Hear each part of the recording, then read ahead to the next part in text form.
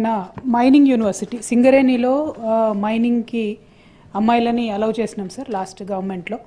కాకపోతే ఇంకా వాళ్ళకి సర్ఫేస్లోనే జాబ్స్ ఇస్తూ ఉన్నారు.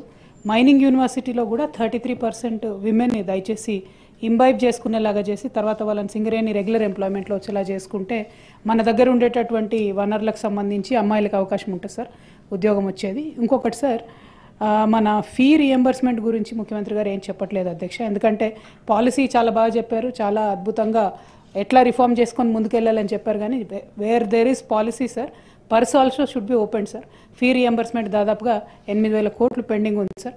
అట్లానే జైపాల్ రెడ్డి గారు రుణం తీర్చుకోవడానికి ఆల్రెడీ పాలమూరు రంగారెడ్డికి అంబేద్కర్ గారి పేరు తీసి జైపాల్ రెడ్డి గారి పేరు పెట్టినారు సార్ మీరు. సో అదందరూ కూడా మేము గమనిస్తూ ఉన్నాం.